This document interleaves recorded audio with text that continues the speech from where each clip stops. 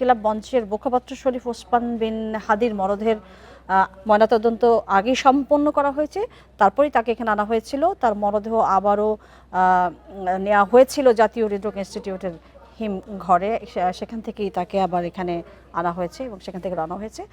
এইদিকে তার মৃত্যুকে ঘিরে রাষ্ট্রীয় শোক পালনের অংশ হিসেবে সরকারি, আধা সরকারি সহ বিভিন্ন প্রতিষ্ঠানে অর্ধনমিত রয়েছে জাতীয় পতাকা। হাতির জানাজা নিরাপত্তা ঘিরে মানিক মে এভিনিউতে চলছে তল্লাশি, সেটি এখনও তল্লাশির পর্যায়ে রয়েছে এবং সেখানে আইনশৃঙ্খলা বাহিনী তৎপর রয়েছেন।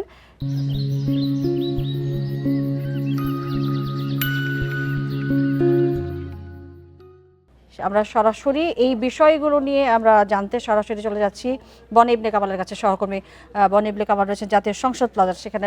বনি, আপনি এর মধ্যেই হয়তো জেনেছেন যে ওসমান হাদির মরদেহ বহনকারী ফ্রিজিং অ্যাম্বুলেন্সটি এর মধ্যেই রওনা হয়েছে, যতক্ষণ হয়তো লাগবে পৌঁছতে। সার্বিকভাবে জানাজার সময় এবং এই যে প্রস্তুতি, এর মধ্যে আসলে কি ধরনের পরিস্থিতি দেখছেন এই সংসদ প্লাজা এলাকায়, একটু জানাবেন আমাদের। নিশ্চয়ই মৌমিতা, আমি আমার সহকর্মী শাহরিয়ার অনির্বাণের মাধ্যমে জানতে পারলাম যে ওসমান হাদির মরদেহ এরই মধ্যে কিন্তু সংসদ ভবনের দক্ষিণ প্লাজায় আসার উদ্দেশ্যে রওনা দিয়েছে। আমি যদি আপনাকে দক্ষিণ প্লাজার ভেতরের অবস্থা দেখাতে চাই, আমরা কিন্তু দেখতে পাচ্ছি যে দক্ষিণ প্লাজার ভেতরের যে মাঠটি সেটি কিন্তু একেবারেই পরিপূর্ণ হয়ে গিয়েছে মানুষজনে এবং জনস্রোত কিন্তু আমরা আসলে দেখতেই পাচ্ছি। আমরা যদি আপনাকে একটু দেখানোর চেষ্টা করি, আমরা কিন্তু যেহেতু আমরা বাইরে আছি, আমরা বাইরে থেকে দেখতে পাচ্ছি যে অসংখ্য মানুষ ভোরের নামাজও এখানে আদায় করা হবে। সার্বিকভাবে মানুষের যে ঢল সেটি কিন্তু আমরা দেখতেই পাচ্ছি। শুধুমাত্র যে দক্ষিণ প্লাজার পুরো এলাকা জুড়ে, মানে দক্ষিণ প্লাজার যে মাঠটি, সংসদের দক্ষিণ প্লাজার যে মাঠ, শুধু সেই মাঠেই যে মানুষ কানায় কানায় পূর্ণ হয়েছে বিষয়টি কিন্তু এমন নয়।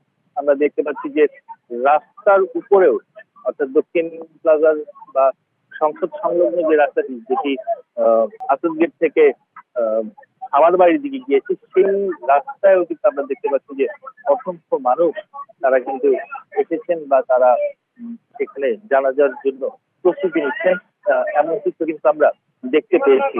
আমরা বিষয়টি রয়েছে, যেহেতু আজকে আর কিছুক্ষণ পরেই ওসমান হাদির মরদেহ এখানে নিয়ে আসা হবে, সে কারণে যে আইন শৃঙ্খলার বাহিনীর যে প্রস্তুতি সেটি কিন্তু আসলে সকাল থেকেই চলে পড়ার মতো ছিল। আমি যদি আপনাকে জানিয়ে রাখতে চাই, এখানে প্রায় 870 জন আনসার সদস্য, 1000 জন, 1000-এরও বেশি সদস্য কিন্তু এখানে মোতায়েন করা হয়েছে, যা প্রায় এখন অন্তত পুলিশ সদস্য এমনই আছেন যাদের বডি ক্যামেরা ইউজ করা হচ্ছে, অর্থাৎ শরীরের সঙ্গে তাদের প্রথমের সঙ্গে বডি ক্যাম দেওয়া হয়েছে, সেরকম 1000-এর বেশি কিন্তু সদস্যই রয়েছে।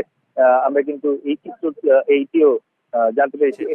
আমরা কিন্তু এইটিও জানতে পেরেছি। এছাড়াও বিপুল সংখ্যক পরিমাণে বিজিবি মোতায়েন করা হয়েছে, বিজিবির সদস্যরা এখানে আছেন এবং বিজিবি সদস্যরা কিন্তু এখানে তাদের যে নিরাপত্তা নিশ্চিতের যে কাজ, সেই কাজটি কিন্তু তারা চালিয়ে যাচ্ছেন। আমি যদি একটু সামনে আগানোর চেষ্টা করি, যেহেতু ওসমান হাদির আপনার কাছে একটু জানতে চাইবো যে আমরা এর মধ্যেই যে দেখেছি যে অ্যাম্বুলেন্সটি রওনা হয়েছে, সেটি কোন রুট ধরে সংসদ প্লাজায় কোন দিক দিয়ে প্রবেশ করবে এবং কোন কোন জায়গাগুলোকে এজন্য সীমাবদ্ধ করা হয়েছে, যান চলাচলের ক্ষেত্রেও কি পরিস্থিতি, সেটি জানতে চাইবো আপনার কাছে। মমিতা, আমরা এখন পর্যন্ত যতটুকু জানি, আমাদের কাছে যেই তথ্য রয়েছে, পূর্বের যে নিয়ম বা যেই পেরিফেরিটা ঠিক করা হয়েছে সেটা অনুযায়ী কিন্তু আমরা জানি যে সরোয়ার্দির সামনে দিয়ে হয়ে আসাদ গেট দিয়ে দক্ষিণ প্লাজার দিকে আসার কথা রয়েছে অ্যাম্বুলেন্সটির। যদি শেষ পর্যন্ত কোনো কারণে রুট পরিবর্তন না করা হয় তবে সেখান থেকে আসবে।